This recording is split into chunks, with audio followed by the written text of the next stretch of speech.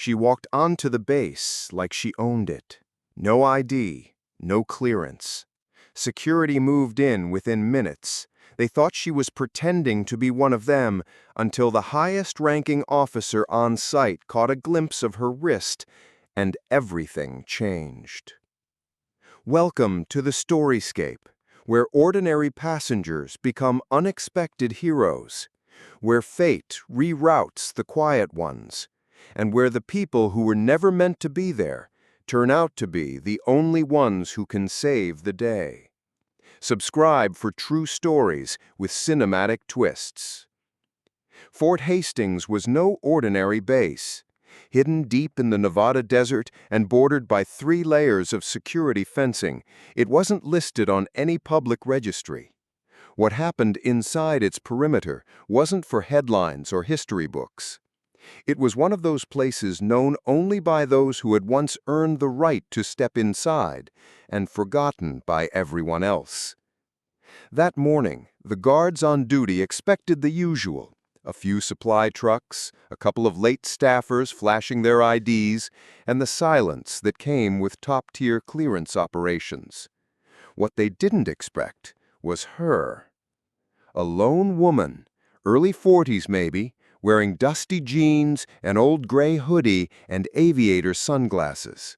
No badge, no visible rank, no insignia. Just a slow, steady walk toward the front checkpoint, like she wasn't aware or didn't care about the dozen motion sensors tracking her steps. The intercom buzzed. Approaching figure at outer perimeter, civilian, unidentified. Inside the guard booth, Sergeant Tolan narrowed his eyes and leaned into the monitor. The woman didn't look nervous. She didn't look lost. She looked like someone with a purpose. Visual scan shows no weapon, no radio.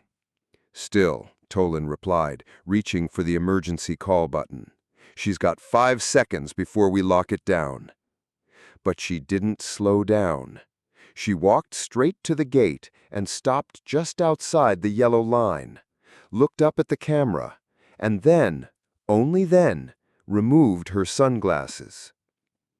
The silence in the booth thickened. Tolan stared at the screen. Her face didn't match any current roster. No match in security files. No federal record. Nothing. But something was off.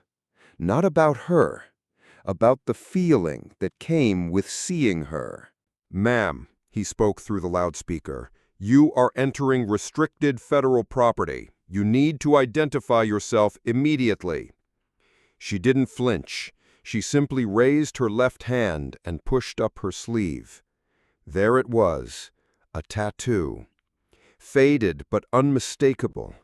A trident merged with a pair of wings, and below it a 3-digit number, A17, curved into the ink like a scar.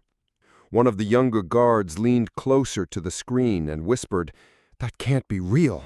That's a SEAL code." "No," Tolan said slowly, "not just any SEAL. That's classified level designation. We weren't even supposed to know that existed." And yet, it was there, on her arm, as natural as if it had always belonged there. A buzzer rang behind them, line 7 on the secure line. It was the Admiral. "Why are you pinging lockdown?" he asked, voice sharp. Tolan swallowed hard. "Sir, we've got a woman here, no ID, civilian clothing, walked straight up to the checkpoint. So detain her." "That's not the problem, sir." Silence. "She's got a tattoo, sir." Another pause. Then, in a lower tone, barely audible, came the Admiral's voice. "That tattoo's real." Another second passed before the line went dead. Tolan turned to his team. "Stand down." "But," I said, "stand down. Open the gate. Let her in." The guards looked at each other, confused, nervous, but they obeyed. As the gates parted, the woman stepped through like she had done it 100 times before. Her eyes scanned the compound ahead, her face unreadable. She didn't smile, didn't speak. She was back. Wherever she had been, however long she'd been gone, she was walking straight into the one place that had buried her name long ago. When she stepped past the gate, the guards didn't follow her. They didn't have to. The look on the Admiral's face had been enough. Even through a secured line, it had drained the color from the air. She walked slowly, without hesitation. Her boots kicked up fine dust along the concrete path that led past the motor pool, the old barracks, and toward the heart of the base. Technicians stopped mid-task. Junior officers pretended to be busy while peeking through tinted windows. Nobody said a word. They didn't need to. Everyone felt it, the strange pulse of recognition without memory, the haunting sensation that they should know her, but couldn't place her. At HQ Command, Admiral Kent was already waiting. He was a man who had led covert naval operations for 2 decades, a veteran of silent wars and unsung battles.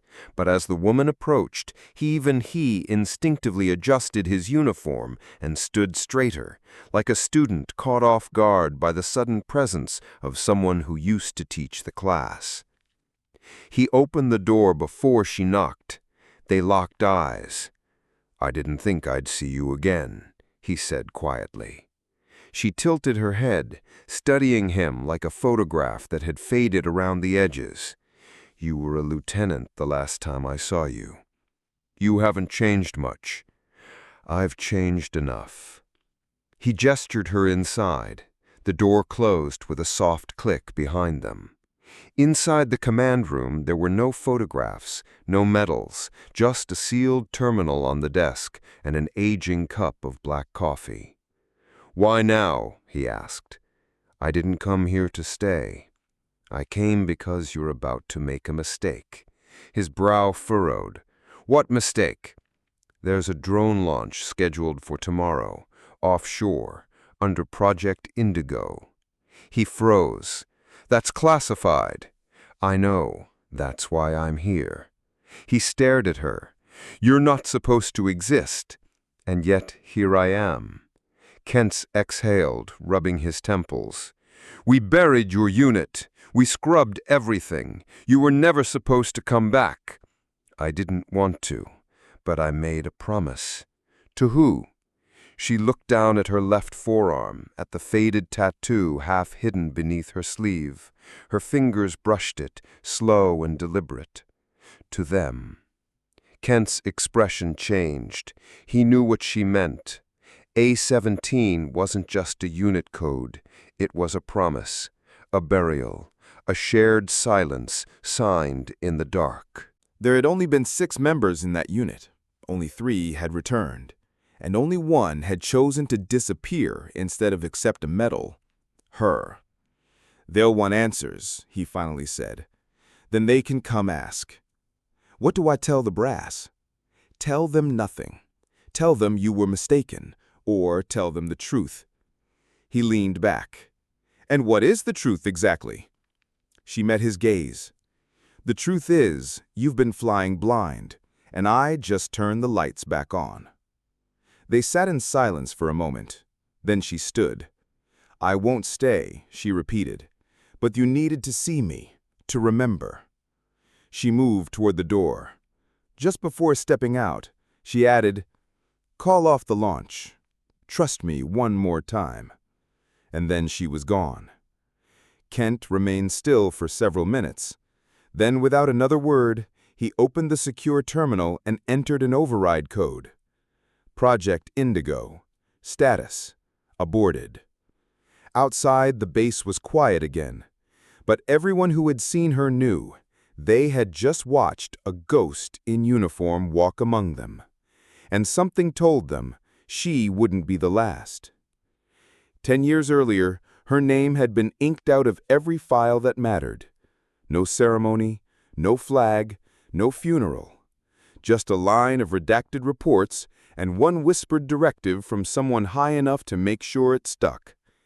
She didn't exist. Not anymore. Her name was Evelyn Hart, though that name was never spoken inside the A-17 program. Within the unit, she was just Whisper. She wasn't the fastest or the strongest, but she could see through chaos, decode silence, hear what wasn't being said. That's why they put her behind enemy lines, not with a rifle, but with data. She flew the unmarked helicopters. She walked through checkpoints wearing a dozen identities. And when they needed someone who could infiltrate black sites without ever pulling a trigger, they sent her. But all of that ended the day Operation Meridian went dark. It wasn't supposed to fail. A controlled extraction, 1 agent, 2 escorts, remote location. Evelyn led it by the book. Until the satellite feed blinked out, until one of the escorts went rogue, until the asset turned out to be bait for something much larger. Only she and one other made it back. The other never spoke again. Evelyn gave her report in a sealed room with 2 generals, 1 intelligence director, and a wall that recorded everything. But the tape never surfaced. Instead, she was offered 2 options: silence or blame.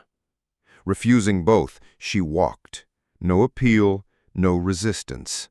She took the burn notice. Let the name Whisper die. And in doing so, she protected them all. Now, a decade later, they were trying to pretend none of it had happened. But some secrets don't stay buried. When Evelyn stepped into Fort Hastings, she wasn't just revisiting a base. She was walking back into a history no one dared reopen.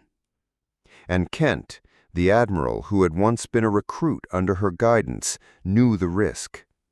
By letting her through the gate, he had already violated a dozen silent codes.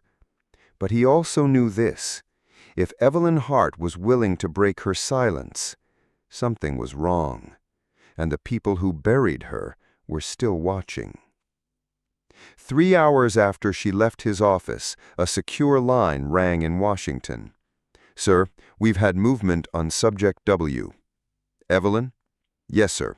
She walked into Fort Hastings this morning." A long pause. "And?" "She walked out an hour later, spoke to Admiral Kent, alone." "Did he report?" "No." "Then we assume he still remembers who she is." Another pause. Then, "Keep the file sealed. If she resurfaces again, you let me know." But Evelyn wasn't planning to resurface. She wasn't looking for justice. She was looking for the signal, the ripple beneath the surface, the one thing she'd learned to follow better than any satellite ever could: instinct. And something about Project Indigo had felt off from the moment she intercepted the buried frequency. Because someone was trying to frame a ghost signal as a threat. Someone wanted war, and they were counting on no one left alive to question it. In a dark apartment 2 states away, Evelyn opened a locked drawer. Inside, a black drive, a worn-out notebook, and a photo. 6 people in combat gear, barely visible under desert sun. 3 were gone. 2 were missing. 1 had just returned. Beneath the photo, written in old pencil, "We bury what can't be forgotten." She closed the drawer. Outside, the sky was cloudless, but she felt the static building. And this time, she wouldn't walk away so quietly. The file wasn't on any system, not military, not civilian. It existed only on a black drive Evelyn had kept buried beneath 6 inches of concrete, behind a wall socket in a forgotten town. But the encryption still worked. Once decrypted, the screen flickered to life with a soundless terminal prompt: coordinates, satellite logs, ghost protocols, and a name she hadn't seen in 10 years, Echo Line 6. It was supposed to be defunct, disbanded after Meridian failed. But here it was, active, broadcasting under a masked civilian relay in the South China Sea. And worse, it was echoing a signal meant for war, the exact pattern the Pentagon had flagged under Project Indigo. Evelyn leaned back. Someone was mimicking an international threat using an internal system only A-17 and Echo Line had ever known. This wasn't a misunderstanding. This wasn't incompetence. This was a setup.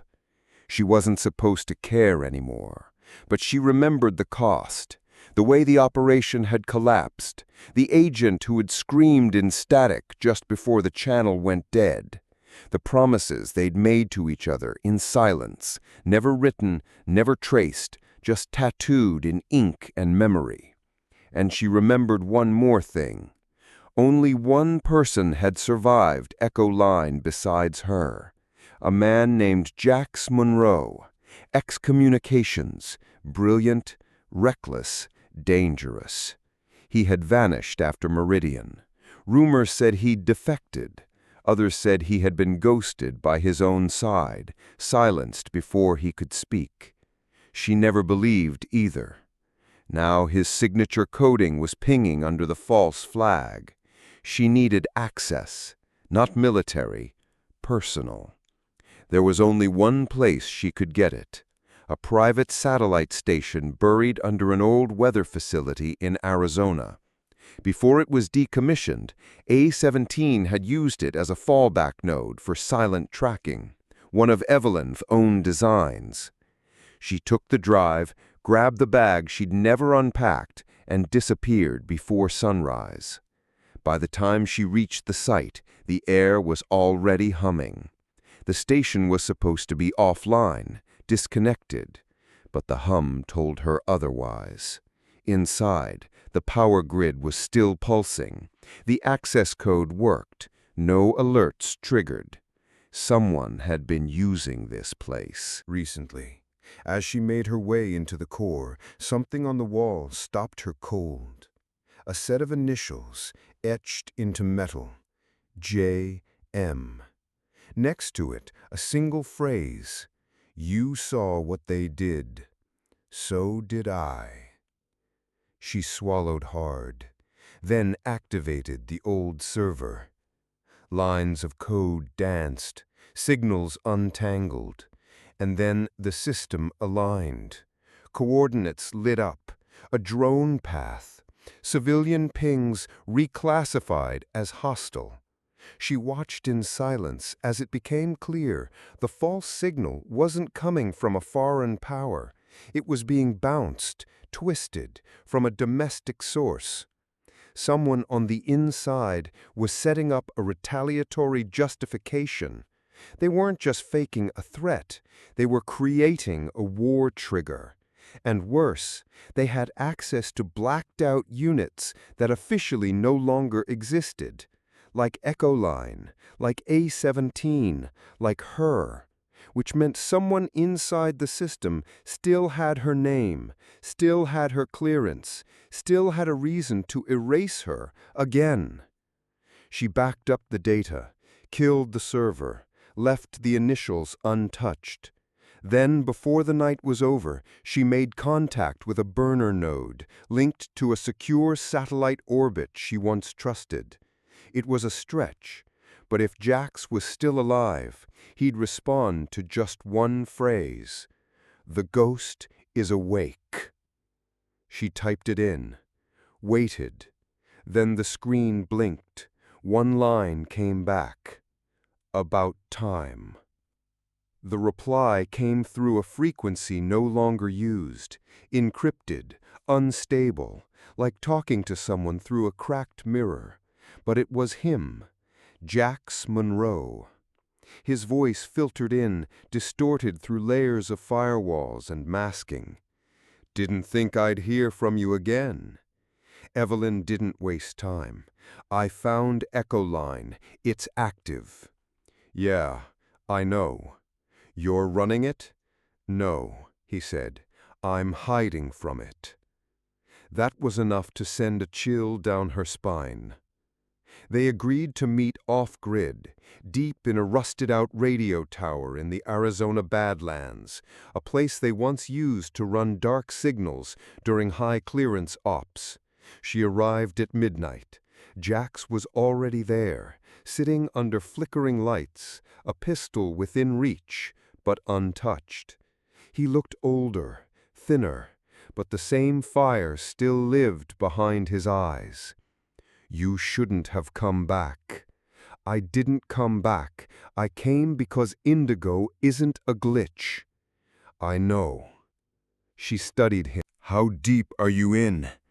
"Deep enough to know it wasn't China. It wasn't Russia. It was our own Ghost Division, the one they said they shut down. They didn't. They just changed the name." "To what?" He hesitated. Then, "Arc Line." The word hit like a slap. Arc Line wasn't just a name. It was the nickname for a theoretical override unit, designed for preemptive misdirection. In simple terms, manufacture a threat, respond to it, and control both sides of the war. It had never been approved. It wasn't supposed to exist. And now it was using Echo Line to reroute ghost signals, using Evelyn's own tech to target civilian airspace and frame global enemies. "Why now?" she asked. "Why activate it now?" "Because it's election year," Jax muttered. "They need noise, fear, control.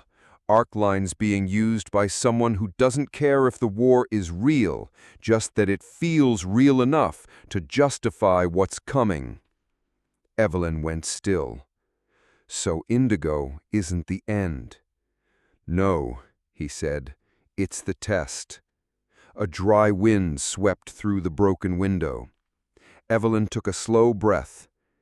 "Do they know you're alive?" "I doubt it. I cut every tie after Meridian, burned everything. Except this tower." He gave a small smile. "Nostalgia's a hell of a drug." She sat down across from him. "We need to move fast. I have a copy of the Indigo reroute log. If we push it public, they'll bury it in 5 minutes, discredit you, me, fabricate footage. They've done it before. Then we go surgical." Jax raised an eyebrow. "You mean hit them where they live?" "No," Evelyn said, "where they hide." They pulled out the old maps. There were only 2 physical data nodes connected to the Arcline shadow relay, both underground, both listed as inactive weather monitoring stations, one in Alaska, one in Langley. The Alaska node was a decoy. That left 1. Langley wouldn't be easy, but they didn't need to break in. They just needed someone who already had a key. Jax looked up. "You're thinking what I'm thinking?" "Admiral Kent," Evelyn said. "He opened the gate once. He'll do it again." Before sunrise, she was already halfway back across state lines. Every signal she sent out now would be flagged. Every step she took would light up surveillance logs. But she didn't care. They had used her name, her code, her silence. Now she was bringing it all back to them. Not in court, not in the news, but in the only place she had ever trusted, the field. Langley wasn't just a fortress. It was a vault of memory. The kind of place that could erase a person so thoroughly even their reflection would forget to show up in the mirror. It was built on layers of secrecy, designed not just to protect information, but to rewrite it. And now Evelyn Hart was walking straight into its core. She didn't have a badge, didn't wear a uniform, but she had one thing no one could fake. A memory they all tried to bury, and a man on the inside who still remembered her. Admiral Kent was already waiting at the checkpoint, again. His face carried more lines than she remembered, and his posture wasn't as rigid. But the moment he saw her, something clicked into place, like a lock turning after years of dust. "You really want to do this?" he asked. Evelyn nodded. "They used my signature to trigger a war. You still think I'm not coming in?" He didn't argue.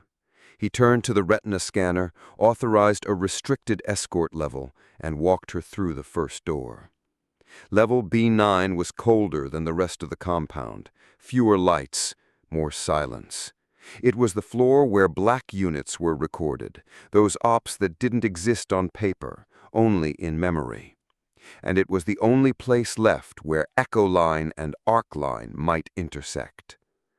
"I'm putting my entire career on the line," Kent muttered as they moved past the final checkpoint. "I put my life on the line the day you let me through that gate. I'm just making it worth something." He didn't smile, but he didn't stop walking either. They reached a sealed vault. No labels, no keypad. Just a biometric panel with a symbol etched into its frame. A trident, wings, and beneath them, A17. Kent turned to her. "This isn't supposed to be here. It wasn't here 10 years ago, which means someone rebuilt it without telling you." She pressed her palm to the panel. For a second, nothing happened. Then, click. The vault hissed open. Inside, a narrow hallway, dimly lit, filled with humming servers and archive racks. At the far end, a single console, awake. They walked in. The screen greeted them with one line. "Arc Line. Welcome, Operator Hart." Kent froze. "They never deleted your access." "No," she said, "because someone needed me alive, just not aware." She moved to the terminal and entered the key phrase Jax had decoded. Oprah, Shift, Ghost Mirror. The interface unfolded. Live drone target maps, fabricated threat simulations, civilian heat maps rebranded as enemy movement, and the kill switch, a command sequence scheduled for execution in less than 12 hours. Once initiated, it would fake an attack on U.S. interests using spoofed military frequencies. The response would look real, the footage would be real, but the enemy would be invented. And it would all be done in her name. Kent read the screen. "How do we shut this down?" "We don't." He turned to her, alarmed. She smiled slightly. "We reroute it." She pulled out the black drive, the one that held the copy of the satellite loop, the one with Echoline's true location. Jax built a mirror, a real-time reflection of Arcline's signal stream. We don't stop it. We flip it. Let it complete the sequence, but show the origin. Show who's really behind it. Kent hesitated. "They'll see us coming." "No," she said. "They'll see me coming." 30 minutes later, the mirrored command activated. A silent message pinged across black systems, reaching every listening post that mattered. "This signal is not foreign. It is not random. It is yours. You made this. You own what comes next." They never heard from Evelyn Hart again. The next morning, media across 3 continents reported an internal systems breach of high-level military nodes. But no one knew who had caused it. No one except the few who had watched her walk through a door that was never meant to be opened. At Langley, Admiral Kent found a folded piece of paper on his desk. No name, no symbol, just 6 words. "We don't vanish. We remember everything." And beneath it, drawn in faded ink, the trident, the wings, A17. Evelyn Hart never needed a rank. She never needed medals or a parade. All she needed was to remind the system that ghosts don't forget. And some of them come back with teeth.